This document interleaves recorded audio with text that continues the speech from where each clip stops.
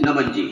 नमोस्तु गुरुदेव एक neurological disorder है, ऑब्सेशन कंपल्शन डिसऑर्डर। इस डिसऑर्डर से आज के टाइम में 60% पॉपुलेशन बहुत सफर्ड है।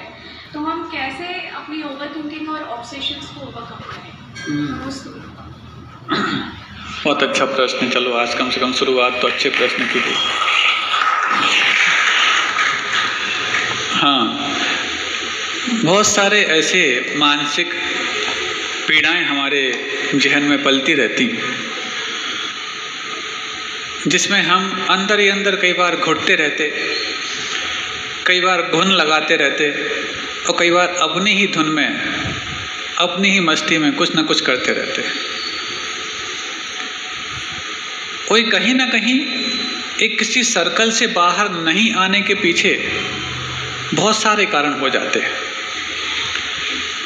या तो उस धारणा को जब तक हम किसी को धराशायी करके साबित ना कर दें, एक कारण ये होता है।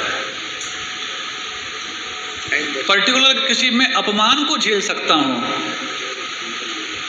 लेकिन सामने वाले का अपमान करके झेलूंगा, एक कारण ये भी होता है। अपमान को भी झेलता आ रहा है मान के लिए, जबकि मान और अपमान एक दूसरे के विपरीत पक्ष हैं। लेकिन मैं इस मान की पूर्ति कर लूं, भले मेरा कितना ही अपमान हो जाए, ऐसी कई बार धारणाएं बन जाती हैं। और दूसरा, आवेग जैसे ही मन में आ गया, ये आना जाना क्यों आगे से कर रहे हो आप लोग बार बार? जिसको आना है वहां से जाके करें। आपको लगता है कि महाराज सारे प्रश्नों के उत्तर याद करके रट करके रखे हैं और फिर बोलते जाएंगे आप पूछोगे तो। जब आपको नहीं मालूम कि आपको क्या पूछना है, तो हमें क्या मालूम कि आप क्या पूछना है और हमें क्या उत्तर देना है। बहुत उसी समय चिंतन करना होता है, उसी समय शब्दों का निर्माण करना होता है, उसी समय आपको रुचिकर लगे ये भी ध्यान देना होता है, तब जाके मुख से शब्द निकलते हैं। सबसे ज़्यादा हमें जिज्ञासा के समय एकांत और बहुत शांति की आवश्यकता होनी चाहिए, लेकिन आप उसी समय डिस्टर्ब बहुत ज़्यादा करवाते हैं। जिसको प्रश्न लिखना है पहले से दे दो, और नहीं है तो एक व्यक्ति को वहाँ से दो और पर्ची लेकर यहाँ पे पहुँचाओ।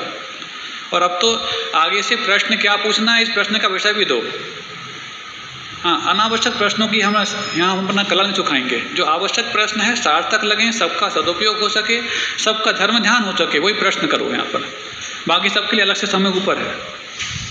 हाँ, क्या हो रहा था, हम कहाँ पहुँच गए? कई बार शुरू से एक आध दिन होता है, ट्रैक से गाड़ी उतरती है तो फिर पूरी उतरती चली जाती है, और किसी दिन ऐसा है कि गाड़ी चलती रफ्तार पकड़ लेती है। क्वेश्चन रिपीट कर। हाँ, समझ गए, आ गया, याद आ गया कि हम अपनी धारणाओं के घेरे में ही बंधे रहते हैं। धारणाएं बंधने में कई बार सदियों लग जाती हैं, लेकिन तोड़ना चाहो तो एक पल भी पर्याप्त है। और आज आपने जो अनुपात बोला कि 50% पॉपुलेशन लगभग इस धारणाओं से अपने आप को ग्रस्त पा रही है। क्यों? जीवन में धैर्य, अनुशासन, परिश्रम के प्रति बहुमान और अपने सुविधाओं के प्रति जो एक तरह से उम्मीद है, अपेक्षाएं हैं, ये जो खत्म होती चली जा रही हैं। सुविधाओं के प्रति अपेक्षाएं तो बढ़ती जा रही हैं, लेकिन बाकी जो 3 खत्म होते चले जा रहे हैं। इसी का परिणाम पर्सनालिटी डिसऑर्डर। क्या बोला? यही बोला ना, ऑब्स्ट्रक्ट। हाँ हाँ, तो ये सब कुछ होता चला जा रहा है। कई बार तो ऐसे परिणाम भी और ऐसे उदाहरण सामने आए, सामने वाले को मिटा दूं भले ही मैं मिट जाऊं, इस हद तक की पर्सनालिटी डिसऑर्डर चल रहे हैं। सोशल मीडिया पे बहुत चल रहे हैं, और सोशल मीडिया को फॉलो करने वाले अक्सर इसी प्रकार के लोग।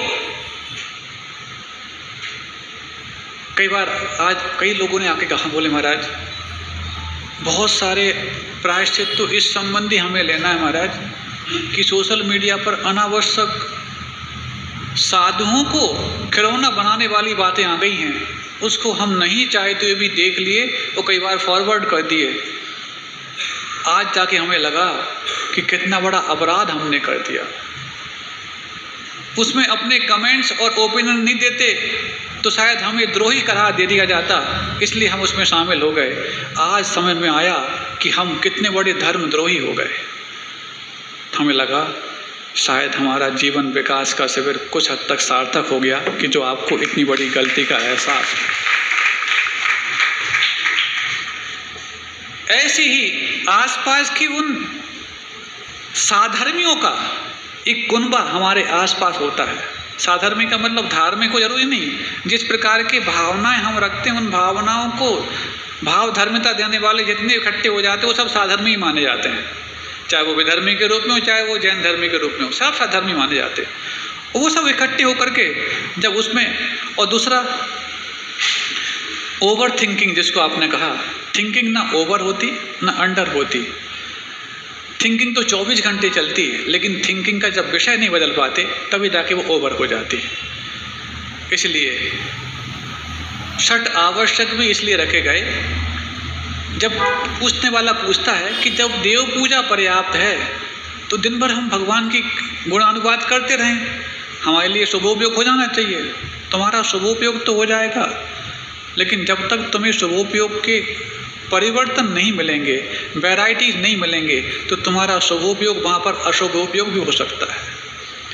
इसलिए आवासीयसु परहीणदा ये भी आया कि अपने आवश्यकों में हीनाधिकता मत करो। आज तुम्हारा पूजा में मन लग गया तो पूजा ही पूजा करने लग गए, गुरु उपासना भूल गए, गुरु उपासना में मन लग गया तो फिर आरती करने लग गए, समय देखना ही भूल गए, और स्वाध्याय में मन लग गया तो आज पूरा दूसरे नहीं। आपको पूरे आवश्यक करने हैं, पूरे 28 मूल गुणों का पालन करना है, क्योंकि उद्देश्य यहाँ पर 28 मूल गुणों का ये है कि समता को अपने लिए बना। हाँ, समता धारण करके तुम शांति से बैठे हो तब कोई बात नहीं। सामायिक में यदि लीन हो तो फिर 36 घंटे तो क्या 72 घंटे भी सामायिक कर सकते हो। क्यों? आप अपने उद्देश्य को प्राप्त कर गए। लेकिन किसी एक में ही तुम्हारा मन लगने लग जाए तो मनमाना करना ये समता नहीं, ये तो तुम्हारी समता की क्षति हो रही है, ये माना जाएगा। ऐसे ही जब धार्मिक कार्यों में भी वेरिएशन लाना आवश्यक है तो फिर लौकिक कार्यों में वेरिएशन क्यों नहीं। इसलिए बार बार अपनी इच्छाओं का परिमार्जन करना और उन इच्छाओं को परिमार्जन करते वक्त ये भी देखते जाना कि ये इच्छा किस उद्देश्य की पूर्ति के लिए की जा रही है, और इस इच्छा की पूर्ति से मेरा वो उद्देश्य पूर्ण होगा कि नहीं होगा। जब तक ये नहीं समझते तब तक हम किसी भी मानसिक विकार के गिरफ्त से बाहर नहीं आ सकते। इतने प्रकार के मानसिक विकार, आज साइकोलॉजिस्ट साइकेट्रिस्ट इतने सारे बढ़ते चले जा रहे, हमें लगता है आज तो साइकोलॉजिस्ट की भी साइकोलॉजी बिगड़ती जा रही है। कई ऐसे मनोवैज्ञानिक मनोचिकित्सक आकर के हम लोग के पास अपनी व्यथा बताते हैं। हमने कहा आप तो मनोचिकित्सक हो। महाराज, अर्थोपार्जन के लिए मनोचिकित्सक बनना अलग बात है, लेकिन खुद की मनोचिकित्सा कराना अलग बात है। तब लगता है कि दुनिया किस राह पर चल पड़ी है, क्या हो रहा है और क्या नहीं। अच्छे मोटिवेशनल स्पीकर, नाम नहीं बताएंगे क्योंकि नाम बताना अच्छा नहीं, अच्छे मोटिवेशनल स्पीकर जिनके वेबिनार और सेमिनार को सुनकर के कई लोग मोटिवेट हो गए हों, जब उनकी निजी जिंदगी की वो जब हमारे सामने अपनी वो दास्तां बयां करते हैं तब लगता है उनका तुम तो ऐसे बड़े महाराज, वो मंच की बात है और आपके सामने हम जो कर रहे हैं वो मन की बात है। जो मंच पर इतने बड़े प्रोत्साहन के प्रेरणा के उपदेश दे देते, उनका जीवन हतोत्साह से भरा होता। क्यों? अपेक्षाएं ही हैं जो व्यक्ति को अपनी धारणाओं से बाहर निकलने नहीं देती। इसलिए सिर्फ एक अपेक्षा रख लो। आज उत्तम तप का दिन है, एक ही इच्छा कर लो, इच्छा रहित होने की। फिर सारे ऑब्स्ट्रक्शन समाप्त हो जाएंगे और जीवन आपकी उन्नति के राह पे बढ़ जाएगा। और नमन जैन अपनी जिज्ञासा रखेंगे और तैयार रहेंगे प्रवेश जी। नमोस्तु महाराष्ट्री। महाराष्ट्री, जिस दिन जीवन विकास शिविर प्रारंभ होना था उस दिन मैं आया इस शिविर में इसलिए था कि कुछ डिसिप्लिन मेंटेन कर पाऊँगा, लेकिन आपसे छूट भी ली पर अभी तक जीवन में एक जो कहते हैं पूरे तरीके से डिसिप्लिन, कंसंट्रेशन और कहीं ना कहीं अग्रेशन जो है बहुत जल्दी, इन तीनों चीज़ों की भावनाएं मन में अभी तक भी सही नहीं हो पा रही हैं और इसकी कमी भी रही है पूरे शिविर में। और अब 2 दिन से भी पूर्ण करना चाह रहा हूँ, लेकिन आज बहुत अनुभव हुआ कि जो मैंने गलतियाँ करी उनका प्रायश्चित करना चाहिए। अब आगे मैं इन पर कैसे अपना एक संकल्प, दृढ़ संकल्प रख सकूं कि ये तीनों चीज़ें अपने जीवन में लागू हों, तो बिल्कुल संयम मेरे मन में आ जाए। ये जिज्ञासा मेरी पूर्ण कीजिए महाराज जी। नमोस्तु। देखो, ये हालांकि पर्सनल बात है। शिविर में तो ऐसी कोई कमी नहीं रही, शिविरार्थी में कमी अवश्य हो सकती है। कभी भी मार्ग दूषित नहीं होता, मार्ग ही अवश्य स्खलित हो सकता है। अब रही बात मार्ग ही स्खलित क्यों हुआ, क्योंकि उस मार्ग की जो कुछ भी नियमावली है अथवा उसका जो टर्म्स एंड कंडीशंस हैं उसको वो महत्वपूर्ण नहीं माना अथवा उसको प्राथमिकता नहीं दे पाया। दुनिया से प्राथमिकताओं से चलती है। जिस चीज़ को वो प्रायोरिटीज़ देना जानता है उस चीज़ के बारे में तो वो हर कुछ काम कर गुजरेगा, लेकिन जो उसकी प्राथमिकताओं से अलग हो जाता, वो कितना भी महत्वपूर्ण क्यों ना हो, उसको वो करने का मन नहीं बनाता। यदि हम पहले ही दिन ये समझ गए होते कि जो भी बहुत अल्प नियमावली हैं, बहुत ज़्यादा बंधन का तो शिविर था ही नहीं, लेकिन जितनी भी हैं वो हमारे लिए इतनी छूट मिल गई हो, तो छूटों को बढ़ावा देने के लिए ऐसा नहीं, बल्कि जितनी छूट मिली हैं उनमें हम बिना छूट के भी इससे अच्छे करके दिखाएं, ताकि दूसरे जो छूट मांगने आ रहे हैं उनके लिए हम आदर्श बन पाएँ। यदि इस पे काम किया होता तो आज हम इस पश्चाताप और प्रायश्चित की ओर आगे नहीं बढ़े होते। फिर भी कम से कम 7वें दिन आपको ये वाली बात समझ में आ गई, अच्छी बात है, क्योंकि कोई भी आदत बनने में कम से कम 7 दिन लेती है और अधिकतम 21 दिन। जो भी हम कर रहे होते हैं, सोच रहे होते हैं, बोल रहे होते हैं, 7 दिन तक वो आदत का निर्माण करती है और 7 से लेकर 21 दिन तक वो आदत का निर्माण करती है और बाद में आदत हमारा निर्माण करती है। इसलिए कोई भी आदत यदि है तो सबसे पहले हम ये समझ लें, लापरवाही अथवा अनुशासनहीनता कितना तक हमारा बेड़ा गर्क कर सकती है। कभी आपने उन नदियों को देखा जिन नदियों में जल्दी बाढ़ आती है? हाँ, सुना है कभी? उत्तरांचल की कई नदियाँ अचानक बहुत भलभला के चल गई, वो फिर उसको देख के ऐसा लगता है जैसे इस बार बाढ़ आई है तो इस बार सूखा नहीं पड़ेगा। नहीं, जिन नदियों में जल्दी बाढ़ आती है उन्हीं नदियों में जल्दी सूखा भी पड़ता है। क्यों? बाढ़ आने के पीछे कारण ये है कि वो नदियाँ गहरी नहीं हैं। तो ठीक है, कम से कम जितनी गहरी हैं उतना पानी तो रह जाए। कई बार इस महीने बाढ़ है, इस साल सूखा नहीं पड़ेगा, बहुत दूर की बात, अगले महीने ही सूखा पड़ जाता।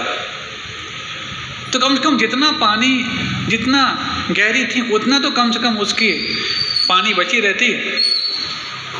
लेकिन जब उसके तट कमज़ोर होते हैं तो बाढ़ में से पानी नहीं बहता, तट भी बह जाते हैं। इसी महीने उस बाढ़ का सैलाब पूरे में बिखरा था और जब तट बह चुके होते हैं तो पानी रुकते ही पानी बह करके सूखा भी वहीं पड़ जाता है।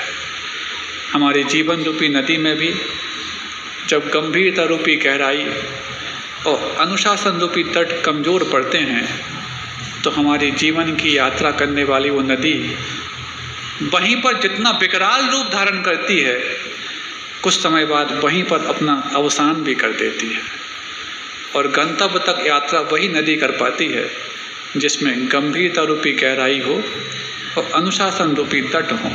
अब कोई पूछे महाराज 2 में से कोई एक हो तो काम चल सकता है? चल सकता है, चलो कोई बात नहीं, ये भी छूट दे दी। गंभीरता है, अनुशासन नहीं भी है तो भी काम चल सकता है। कैसे? गहराई यदि है, तट मजबूत नहीं है, तो जितनी गहराई है बाढ़ आने के बाद उतनी गहराई बरकरार रहे तो ऑटोमेटिकली आपको तट मजबूत करने पड़ेंगे। और मान लो अनुशासन है, गंभीरता नहीं है, तो अनुशासन के जो तट हैं यदि वो पत्थर के बने हुए हैं और गहराई नहीं है तो बाढ़ तो आएगी, बाढ़ आएगी तो तट नहीं बहाएगी, तो कुछ ना कुछ अवश्य बहाएगी, वो अपने अंदर की मिट्टी बहा दे आएगी, तो आपको गहरा अवधान करते जाएगी। इसका मतलब है या तो अनुशासन हो या फिर गंभीरता हो, दोनों हो तो अच्छी बात है, या तो फिर गंभीरता हो अनुशासित अपने आप हो जाओगे, अथवा अनुशासित हो तो गंभीरता भी अपने आप आ जाएगी। इतनी गंभीरता तो आ गई कि हमसे कौन सी गलतियां हुई हैं यही आपको अनुशासित करने के लिए कारण अवश्य बन जाए। महर्षि